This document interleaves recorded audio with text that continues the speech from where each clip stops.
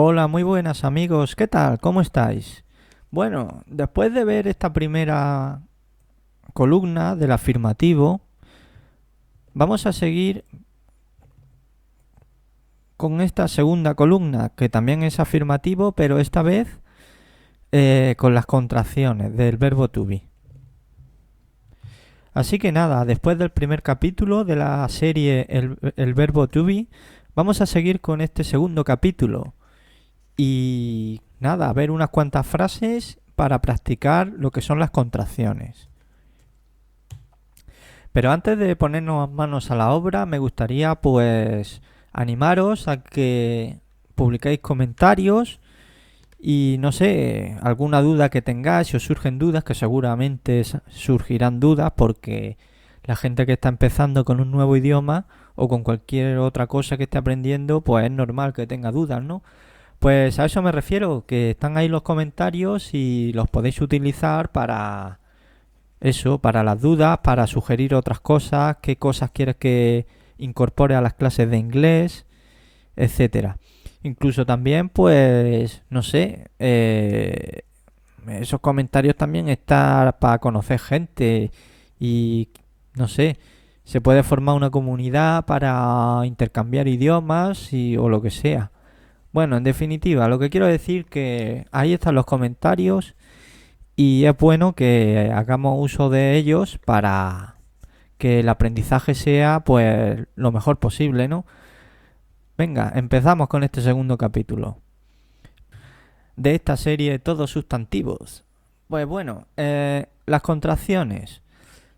Voy a pronunciar pues la columna de las contracciones.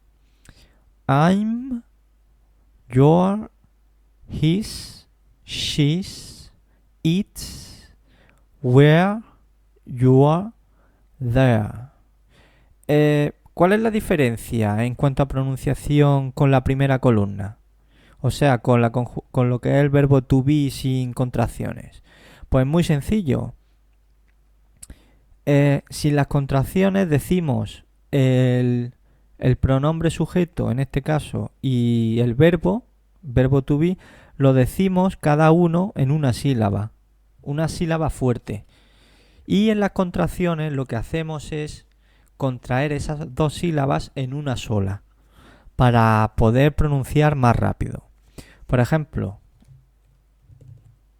aquí la segunda persona. En la primera columna sería you are, es decir, dos sílabas y las dos sílabas suenan fuerte, pero aquí en la contracción decimos you are, you are. Es decir, la sílaba únicamente recae en el pronombre personal y el sonido de lo que está contraído, que es el verbo, pues es un sonido débil. Entonces, sin contraer sería, bueno, lo voy a señalizar aquí. Esto sería you are y esto sería you are, you are. Entonces voy a poner una frase de ejemplo para que se vea claro la diferencia. Aquí he puesto una misma frase en inglés, pero escrita de dos formas diferentes. Una sin el verbo contraído y otra con el verbo contraído. Y vamos, es simplemente para que vean la diferencia entre contraer o no contraer el verbo. Entonces, la primera frase se pronunciaría we are there. We are there. En cambio, con el verbo contraído pronunciaríamos más rápido. We're there. We're there. Como ves, la diferencia es que estas dos palabras se pronuncian con una sílaba fuerte. Y en la forma contraída, todo esto es una sola sílaba en donde pronunciamos esto fuerte y esto débil. Entonces sería we are there. We are there. Como ves, de forma contraída se habla mucho más rápido. Y Y vamos, no es difícil aprenderlo, es simplemente pues practicar un poco, ¿no? Así que vamos a ver unas cuantas frases más. Bueno, esto significa nosotros estamos allí. Vamos, como digo, vamos a poner unas cuantas frases más para practicar lo que es el verbo to be en afirmativo con sus contracciones. She's with Paul. Observa que, bueno, ella está con Pablo. Observa que pronunciamos lo que es la forma contraída sin decir is. She's. No o sea, esto estaría mal. She's. She's. Eso está mal. La contracción de la partícula is se pronuncia simplemente con una S. She's. She's. Entonces, esto sería ella está con Pablo. She's with Paul. Veamos otra frase. Bueno, no significa que sea novia de Pablo, sino simplemente que está con él, que le acompaña, ¿no? A ver si no hay confusión en este caso. Porque vamos, en el primer capítulo hubo un poco de confusión con la frase polémica del primer capítulo. Bueno, seguimos. La siguiente frase. We're at the airport. Nosotros estamos en la estación. We're at the airport. Esta sería la contracción. Y bueno, esto te lo explico. Esto lo puedo explicar. Esto es un artículo determinado y se puede pronunciar de dos formas. O bien de o bien con i. The. ¿Cuándo se pronuncia con i? Pues cuando le sigue una palabra que empieza por vocal. Entonces esto sería We are the airport. The airport. Airport. Nosotros estamos en la estación. Veamos otra frase. Esta frase, siguiente frase. They're playing football. Ellos están jugando al fútbol.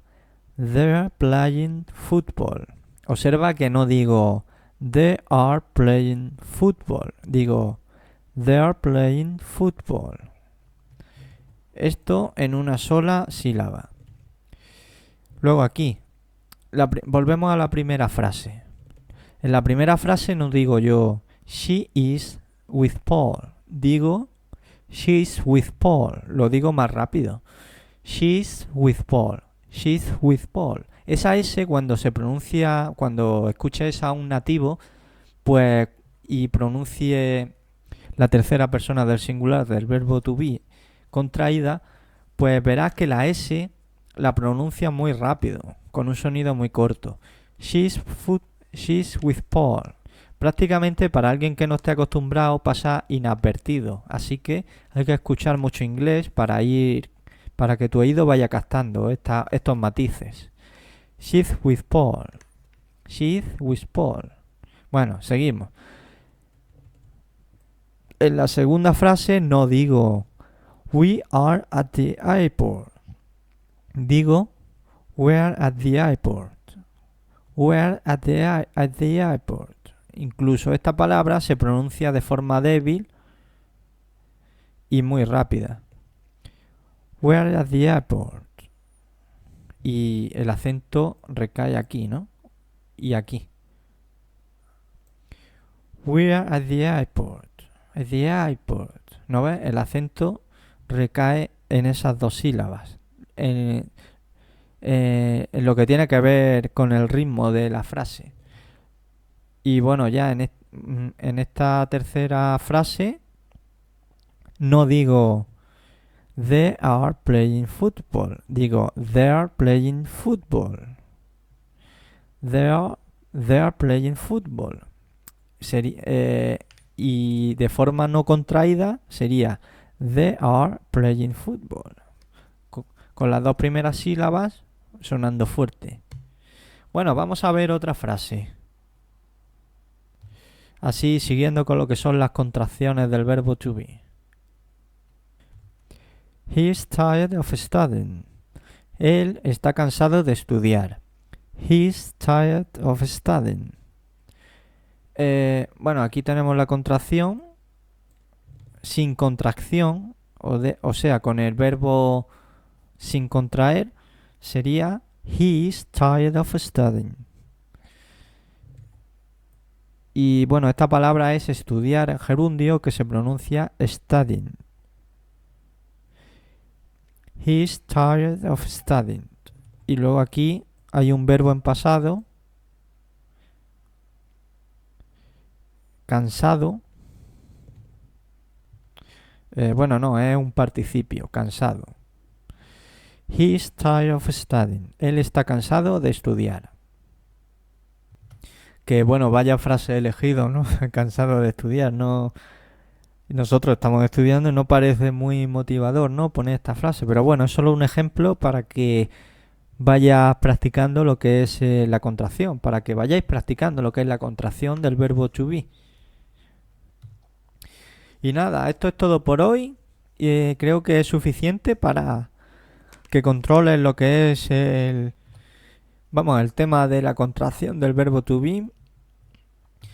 Y nada, en el próximo capítulo, en el capítulo 3 de esta serie que estamos viendo del verbo to be, vamos a ver pues lo que es utilizar el negativo con el verbo to be. Y vamos a hacerlo, bueno, según como salga, ¿no? Si da tiempo, pues vamos a ver cómo hacer el negativo normal y el negativo contraído. Y si no da tiempo, pues en el capítulo A3 haremos el negativo simple, no normal, o sea, normal, y ya en el capítulo número 4 haremos el negativo del verbo to be de forma contraída. Ya iremos viendo sobre la marcha. Pues nada, un placer. Hasta el próximo capítulo. Cuidaos. Paz.